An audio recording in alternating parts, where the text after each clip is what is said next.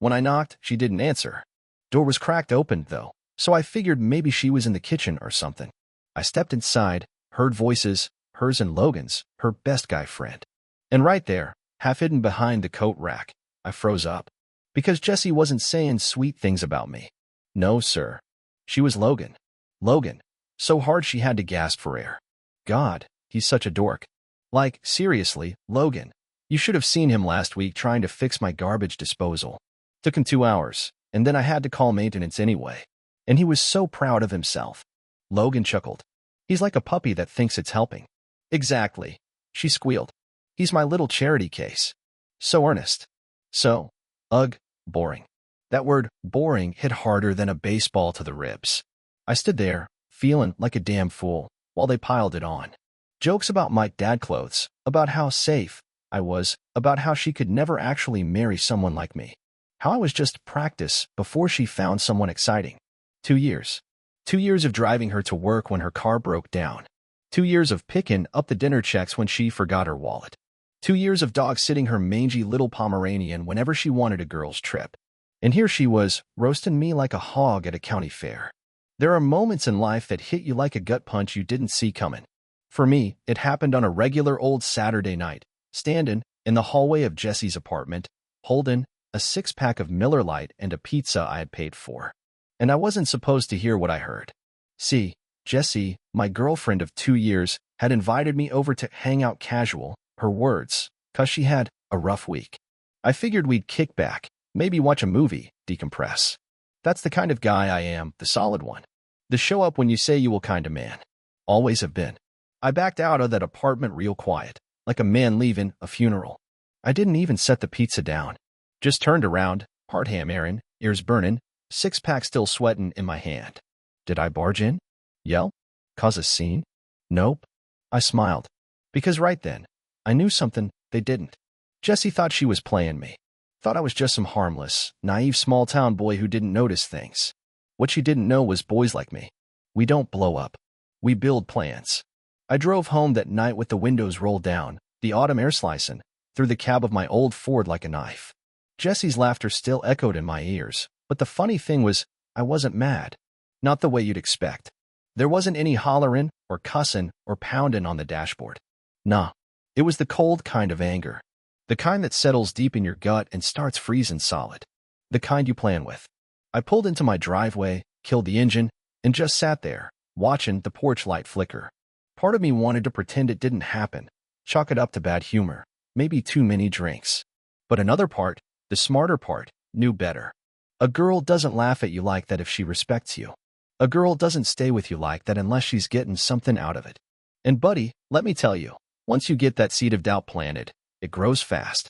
I spent that night sitting at my kitchen table, a cold beer in one hand, an old yellow legal pad in the other. I started writing down everything, little moments I had brushed off. Things I had wanted to believe were harmless. The times she had to stay late, at work, but never wanted me to pick her up. The way she always hid her phone when I walked by. The guy friends she swore were like brothers, but always dressed up a little extra when they were around. The birthday she forgot, because she was so stressed, but managed to make it to a party 2 towns over that same night. Every page filled up quicker than the last. By 2 a.m., I had a full list of red flags big enough to carpet the entire state of Texas. That's when I knew. This wasn't just about Logan behind my back. Jessie had been disrespecting me for a long, long time. I just hadn't been willing to see it. But I saw it now. And if you know anything about a man like me, it's this. When I finally decide to do something, I finish it. Next morning, I woke up with that same cold clarity humming in my chest. It wasn't a dream. Jessie really had laughed at me, the guy who changed her oil, fixed her sink, carried her drunk self out at too many bars to count. So I figured if she thought so little of me, maybe it was high time I started treating her the way she earned it. First step? I needed to know exactly what I was dealing with. Now, I ain't a hacker or some tech whiz. Just a regular guy with an ounce of common sense. And lucky for me, Jessie wasn't all that careful. She'd left her old laptop at my place a couple months back, said she was getting a new one, and would come pick it up eventually. Like everything else, it became my problem to babysit. That laptop was sitting in my hall closet under a pile of winter coats.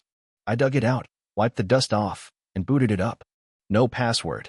She'd always bragged about how nobody would be interested enough to go snooping. Big mistake, sweetheart. First thing I found was her email. Hundreds of messages, barely hidden. Flirty ones. Some downright filthy. Most from guys I didn't even recognize. But a few names stuck out like neon signs. Logan, Drew, Chris, Aaron. All guys she'd sworn were just friends. One thread in particular about broke my last nerve. A message from Logan. Good ol' Logan. A week before our second anniversary. You sure he's not catching on? You're a terrible liar, face with years of joy. And her reply? Please. Tyler's like a golden retriever. Loyal, dumb, and way too trusting. Golden retriever. Like I was some damn pet following her around, begging for scraps. I sat there, staring at the screen, feeling that same coldness harden up into something sharp. Not sadness. Not heartbreak. Resolve. Because now it wasn't just about overhearing a bad joke. It was about the fact that for 2 years, I'd been the workhorse she rode while sneaking off to greener pastures.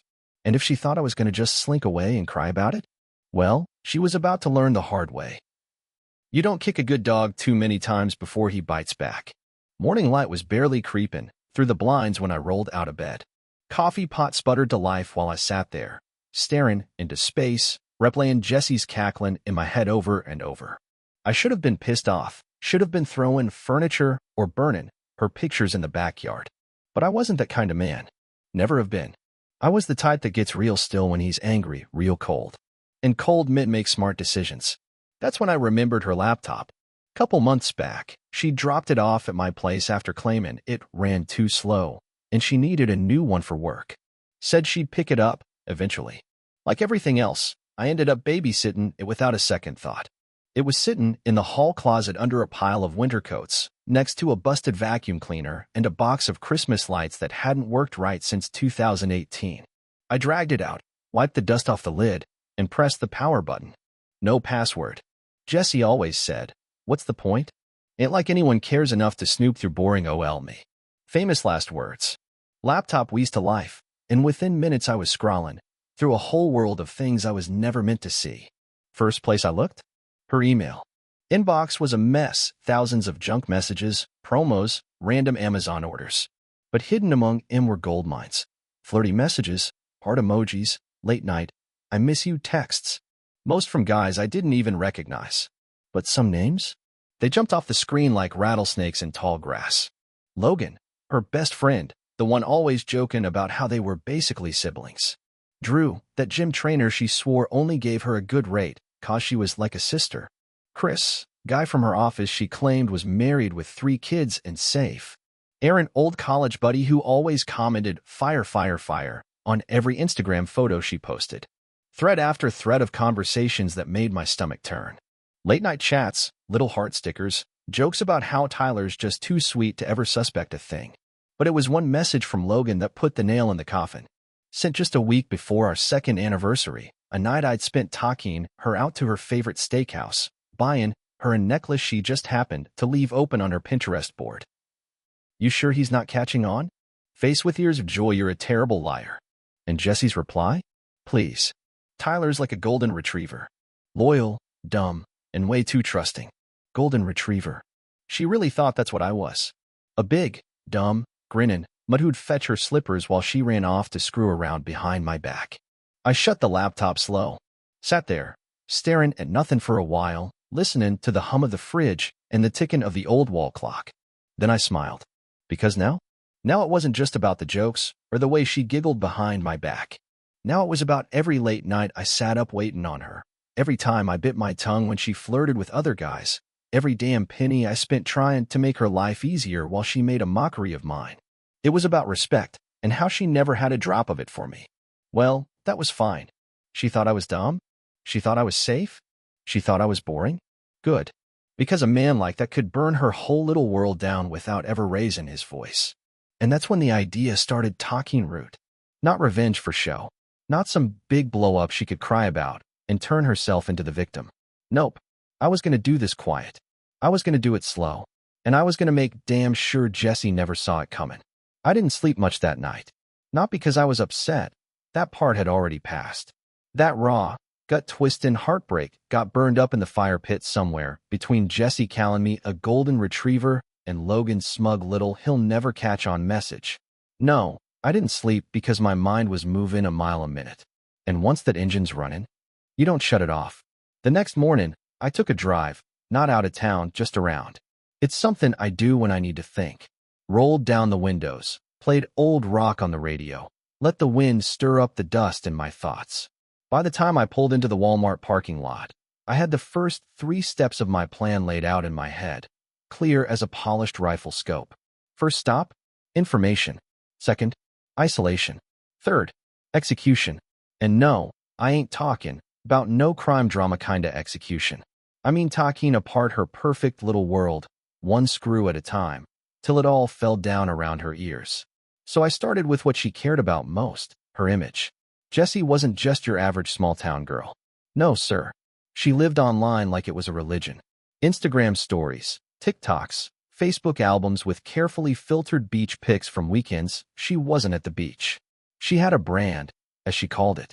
Wellness, positivity, girl power, all wrapped up in avocado toast and white wine filters. But behind all that was the Jessie I knew. The one who blew her rent money on clothes, who'd borrow from my Venmo more than she ever paid back, who treated me like a live-in handyman and emotional support animal. I knew how to poke holes in that image without ever showing my hand. I started small, screenshotting things. Little inconsistencies between her captions and the truth. Photos that were staged to look spontaneous. Conversations where she flirted shamelessly with married guys she claimed were just friends. I wasn't going to post them, not yet. But I was building a vault. A digital treasure chest full of truth. Next, I moved to finance. See, Jessie didn't exactly have her act together money-wise. I paid for more things than I should have. Her phone bill, her car insurance, heck, I even co-signed a damn payment plan on that fancy teeth whitening system she just had to have. She owed me. She just didn't know it yet. So I opened a spreadsheet. Started logging every dollar I could remember giving her. Every Uber ride, every DoorDash order, every emergency. Can you cover this till Friday? By the time I hit the bottom of the page, it was well over $3,000. I wasn't going to ask for it back. I'm not that naive. But I was going to make sure everyone else saw the receipt. Then came the trickiest part, the social setup. Now, I'd been real polite to her circle of friends over the years, even the ones I couldn't stand. They all loved Tyler. Good OL, dependable, harmless Tyler. And that's exactly what I needed them to think. I dropped a few messages in the group chats she added me to. Just check-ins. Hope y'all are good. Jessie's been a little off lately. Hope she's okay. I laid it down slow. Innocent. Concerned. Didn't take long for a few of them to bite. Yeah, she's been kind of distant lately. She's been hanging with Logan a lot. Something seems weird. Good. Let the seeds sprout. Next came the part Jessie never saw coming. The backup plan. I met up with her landlord. Real friendly-like. Asked a few questions about the lease. Turns out, it was in my name. She'd never bothered switching it over after I moved out of the apartment we used to share. I'd stayed on the paperwork cause she promised she'd handle it next month. And that little oversight, that was my lever. Because when you build your whole life on someone else's foundation, it don't take much to bring the whole house down. Jessie didn't catch on at first. She was too busy posting selfies with pumpkin spice lattes and humble bragging about how healing isn't linear. Which, frankly, was ironic coming from someone who lied as naturally as breathing. See, she thought she was in control. Still had me in her back pocket like a used movie stub, sentimental, but disposable. She even had the nerve to text me a few days later, asking if I could take a look at her brakes. They're making a squeaky sound again, persevering face. You're so much better at this stuff than the guys at the shop. I stared at the message for a good minute. Thought about all the late-night drives I'd made when she called crying, cause her car broke down, only to find out she'd just run out of gas or hit a curb. So I typed back, I'd love to, but I'm trying to stay in my lane these days. Left it at that. Now, remember that vault I was building? The screenshots, the receipts, the timestamped messages? I wasn't just stacking them for personal therapy. I was waiting for the right moment, the perfect storm. But first, I needed to test the waters. So I made a burner Instagram account. Nothing dramatic, just a clean, quiet little page. Slapped a few nature photos on there, used a name I knew Jessie wouldn't recognize. Then I started following folks from her circle. A couple mutuals followed back, including one of her closest friends, Camilla, who, let's be honest, had the loyalty of a half-sober raccoon. I messaged her from the burner, polite as a preacher on Sunday. Hey, just curious, is Jessie still with that guy Tyler? I saw her with Logan at the outpost last weekend, but maybe I misunderstood. Man shrugging. Didn't take long. Camilla. No OMG, she said they broke up months ago. LOL, face with ears of joy. Then a second message. But yeah, she's always with Logan now, like always. I thought they were just friends, but honestly, who knows? Boom. That was all I needed. One more person who knew and never said a damn thing. Now, it was time to cut the leash. I was going to stop protecting her from the consequences of her own choices. First thing I did? Called up the landlord. Told him I was officially removing myself from the lease and that the unit was now under review due to some issues with the tenant. He sounded confused, but not concerned. Said he'd take a look into it. I also mentioned the dog, the one not allowed by lease policy, which I'd been covering for. He didn't know about that. He does now. Meanwhile, Jessie was still posting, as if she lived in a Hallmark movie. She put up a story that night with Logan, captioned, "Always grateful for the people who show up. 2arts #real ones." I screenshotted it and added it to the vault. Labeled that folder #real ones. Next stop, the money. Now, Jessie had borrowed a lot. Not in cash. No, she was too slick for that. But in tabs she never paid. Brunches, Uber rides, credit card charges. And don't get me started on that $1,200 dental bill I covered when she didn't want to smile with crooked teeth anymore. I took a page from her influencer playbook, posted a financial reflection story on my own page. Just a quiet, thoughtful little post. Funny how much you can give to someone who's never really invested in you. I totaled up my contributions. Wild how love can feel like a loan with no payments due. Didn't tag her. Didn't need to. Her friends knew. A few of them messaged me, a skin, what happened? I gave him the OL, just moving on, taking care of myself routine. But word spreads fast in small towns and tighter circles. By the end of that weekend, Jessie texted me again. Are you mad about something? Camilla said you were being weird online. I didn't answer. Because silence? That's where the panic lives. The first real crack in Jessie's bubble came 2 days after that real one's post. She walked into her favorite local coffee spot, you know the type, with string lights, overpriced muffins, and a chalkboard that says gratitude is a mindset, and suddenly folks weren't smiling the same. Barista didn't compliment her earrings. Old friend at the corner table looked through her like she was painted on the wall. And when she ordered her usual oat milk vanilla latte, extra whip, it came out cold. Small stuff. But Jessie noticed. She texted me again that night. Did you say something to someone? I feel like people are being weird. No, I didn't say a damn thing. I just let the truth drift out like smoke. One slow leak at a time. The burner account started dropping little hints in her comment sections. Nothing crazy, just, thought y'all broke up months ago? Logan again? Interesting. Didn't Tyler buy that jacket? I made sure nothing sounded like an attack, just enough to let people start making their own assumptions. And who boy, did they start. By Friday, her follower count dipped for the first time in months. Not by thousands, but enough to notice. People unfollowing, story views dropping. And for someone like Jessie, that's a full-blown emergency. Meanwhile, I was setting the stage for phase 2, exposure. Now, I wasn't about to post revenge porn or any trash like that. I've got more class than she ever gave me credit for. But I was going to shine a flashlight on who she really was. So I scheduled a night out with a few of our mutual friends, the ones who hadn't chosen a side yet. We met up at a local bar, pool tables in the back, Johnny Cash on the jukebox. Laid back, nothing fancy. Over beers, someone finally asked, "So, what actually happened with you and Jessie?" I didn't rant. I didn't roast her. I just pulled out my phone, opened the folder labeled, "Just so you know," and passed it around the table. Screenshots, DMs, Venmo requests, all with dates, names, receipts. I even had one from the night she told me she was home with a migraine time-stamped photo of her taking shots off Logan's chest at a house party. Silence. Then, a low whistle. "Damn," one guy muttered. "She really played you." I just shrugged. "Nah," I said. "She played herself. I was just the audience." By Monday, it had reached her. Camilla texted me. "You showed people messages? That's low." To which I replied, "Truth isn't low. What she did was low. I'm just helping the math add up." No reply. Then Jessie called. I didn't answer. Then she called again. And again. I finally picked up on the fifth try. Tyler, she said, voice soft, like we were still something. What are you doing? I paused. Talking out the trash, I said, and hung up. The beautiful thing about truth is, once you let it out, you don't have to push. It rolls downhill all on its own. Jessie tried to do damage control, of course. Lord, did she try. I saw it play out like a cheap soap opera on social media. First came the uplifting quotes phase. We all make mistakes, but healing is choosing yourself. Then the vague victimhood phase. Sometimes people spread lies about you because they can't handle losing you. And finally, the rebrand phase.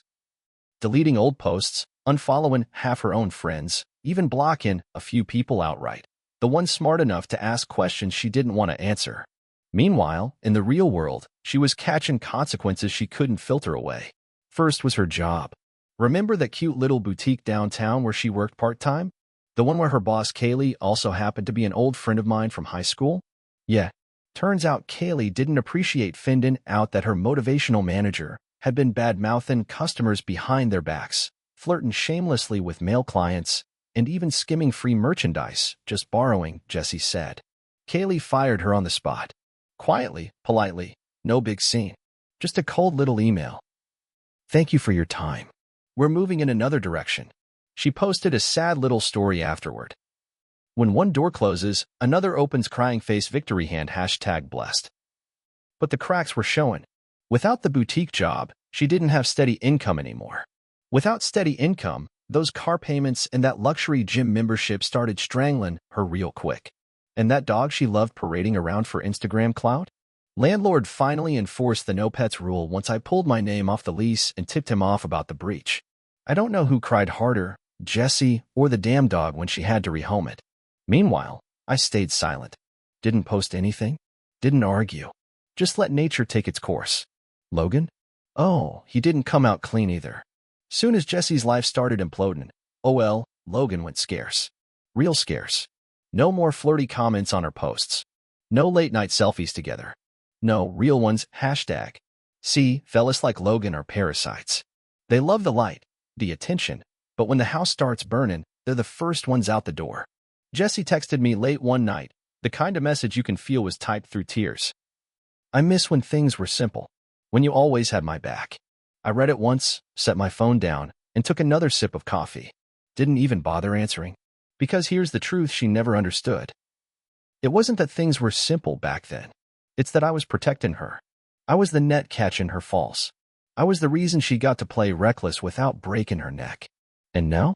She was finding out what it feels like when you gotta walk that tightrope alone. Could have felt sorry for her. Could have second-guessed myself. But I didn't. Because when someone shows you what you're worth to them, you believe him. And you leave him right where they put you. After that late-night text from Jessie, it got real quiet. No more calls. No more accidental run-ins at places we used to hang out. Just silence. The kind that tells you someone finally realized they ran out of lifelines. I wasn't gloating. Wasn't high-fiving myself in the mirror. I just kept working the plan. See, I wasn't done yet. Jessie still had one thing she cared about more than attention or money, her reputation. And up till now, I'd been real careful, letting the small truths leak out naturally, never looking like the source. But the final move? That needed to be deliberate, surgical, a little piece of art. So I waited until her birthday. Jessie always made a spectacle of her birthday, month-long celebration, endless Instagram stories, giant group dinners where she played queen for a day. I knew she had a big party planned at the Outpost, the nicest bar in town. Knew she'd invited half the county and most of the local influencers. Hell, she even tried to invite me at one point. No hard feelings, right? Would love for you to come. Right. Like I'd show up to celebrate the woman who thought I was her charity project. But I didn't just ignore the invite. I used it. See, the Outpost has a big open floor plan. No private rooms, no hidden corners. Once you're there, everyone sees everyone. Perfect for what I had in mind. Day before the party, I sent out a little package. Printed copies of a few select screenshots, not all the nasty ones, just the ones that showed her lie after lie after lie. Emails to Logan, messages from other guys, that famous golden retriever insult stitched front and center. I mailed anonymously, to a handful of her closest friends, the ones still pretending to buy the fairy tale. And for good measure, I emailed a copy directly to the owner of the outpost. Nothing dramatic, just a short, polite message. Thought you'd want to know who you're letting host an event at your establishment. Public image matters. Sincerely, someone who believes in honesty. The owner didn't cancel the party, wasn't his style. But he did have a little chat with Jessie right before the event started. I wasn't there, of course. Wouldn't give her that satisfaction. But I heard about it later. How Jessie showed up all dolled up in her best dress, only to get pulled aside. How she spent 15 minutes outside on the patio, arguing with the manager, trying to talk her way out of it while guests trickled in wondering what the commotion was. How word spread, real fast, that Queen Jessie wasn't quite the person she played online. Half the guest list didn't even stay for cake. A few girls even posted shady little stories, not calling her out by name. But anybody with half a brain could read between the lines. By the end of the night, Jessie was left sitting at a half-empty table, a tiara slid crooked on her head, smiling for a phone that wasn't even recording anymore. Poetic, ain't it? And me? I was home, sitting on my porch with a cold beer in the evening breeze, watching the stars blink awake one by one. Didn't feel angry. Didn't feel smug. Just free. A few days after her train wreck birthday party, Jessie tried again. She showed up at my place. Uninvited. I was sitting on the porch, same place I'd been when the whole mess started. Morning sun stretching across the yard, coffee in one hand, dog laying by my boots. Saw her pull up in that beat-up Altima, the one she used to brag about buying herself, never mind the fact that I co-signed the loan. She got out, looking smaller than I'd ever seen her. Hair tied back messy, sweatshirt hanging loose on her frame, sunglasses she didn't bother taking off even though it was cloudy. She stood at the bottom of the porch steps like a kid caught stealing candy. Tyler, she started. I didn't say anything. Just raised an eyebrow, sipped my coffee. She fidgeted, glancing at the ground. I wanted to say I'm sorry. For everything. For how I treated you. I didn't realize how good I had it. I leaned back in my chair, letting the creak of old wood fill the silence. Didn't rush. Didn't get up. Just let her twist. Because the truth is, Jessie didn't come here to apologize for me. She came because her world fell apart and she thought maybe I could patch it back together. I'd been that guy before. The safety net. The fixer. But not anymore. You ever wonder, I said, voice steady, how many times a man has to forgive somebody before it stops being mercy and starts being stupidity? Jessie's mouth opened, then closed. She wasn't used to me talking like that. I set my coffee down slow. You didn't just cheat, Jessie. You didn't just lie. You didn't just mock me when you thought I wasn't listening. I leaned forward, elbows on my knees. You used me. You built your life on me like I was a damn foundation you could replace when something shinier came along.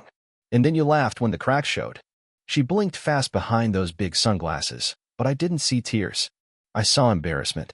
Regret maybe, but not sorrow for what she did, sorrow for getting caught.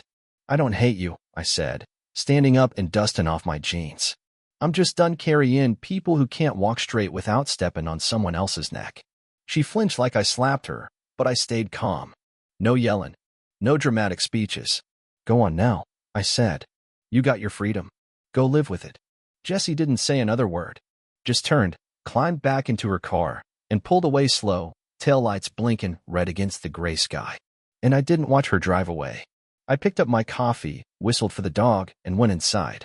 Because the real revenge ain't blowing up someone's life with anger. It's showing 'em they never had a grip on yours to begin with.